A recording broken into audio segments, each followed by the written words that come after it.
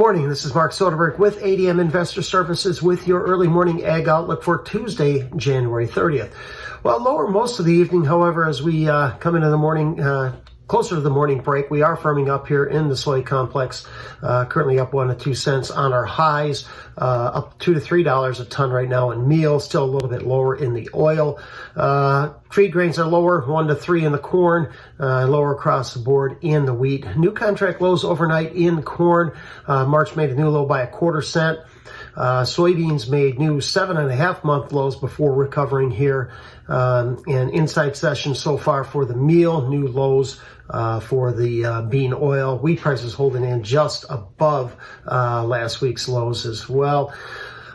Weaker basis in South America has really been what's been weighing on soybeans here as of late. Brazilian premiums are running about $60 to $70 a ton below that of the U.S. I think when it gets that wide, always adds the incentive for some imports into the U.S., and that was some of the talk yesterday. Some poultry operations looking to bring in South American supplies, take advantage of the discounted price relative to U.S. beans.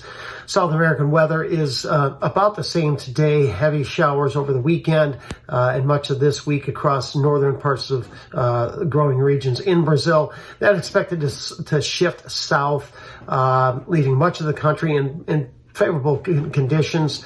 The added moisture will delay soybean harvest and push back the corn plantings here a little bit, but I think the added moisture will do more benefit than harm. Hot and dry across Argentina much of this week. Crop stress will be on the rise, particularly across the southern parts of the country. We do still expect some rains here by next week, which will be much needed in order to keep crop prospects relatively high. Look for some lower ratings from the Buenos Aires Grain Exchange on Thursday of this week. Dr. Michael Cornier did hold his production estimates unchanged this week. He's continued to have production levels from Brazil well below the USDA, while slightly above the USDA in Argentina. Here in the U.S., several states did report some winter wheat conditions yesterday after the close.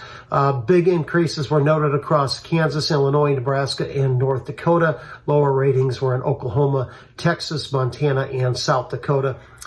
In Kansas, by far the largest producing state here in the U.S., we saw an 11% improvement to 54%. Good to excellent, much better than the 21% from a year ago. In fact, every state except for North Carolina, conditions this year are much better than a year ago. Another news, Poet, the world's largest corn-based ethanol producer, has teamed up with Summit Carbon Solutions to capture, ship, and store carbon dioxide from their 17 ethanol plants. This brings a total of 51 ethanol plants now working with Summit Carbon Solutions to ship carbon dioxide through proposed pipelines across the Midwest to underground storage. The goal here is to lower corn ethanol's carbon footprint in order to qualify for tax incentives and be included as a fuel source for sustainable aviation fuels. Some key usage figures out here in coming days: biodiesel, renewable diesel production capacity, and feedstocks data out tomorrow. Key to me will whether we see a rebound in bean oil usage figures. And after the close on Thursday, monthly crush for soybeans and the amount of corn used in ethanol production from the month of December. Look for a record amount of soybeans crushed at roughly 206 million bushels. So mixed here to start. See if we get much of a rebound. See if we can pop back above the $12 level here on old crop beans, and maybe stimulate a little bit short covering here, as specs have built up quite a sizable short position. So thank you for listening, everyone. I hope you have a wonderful day.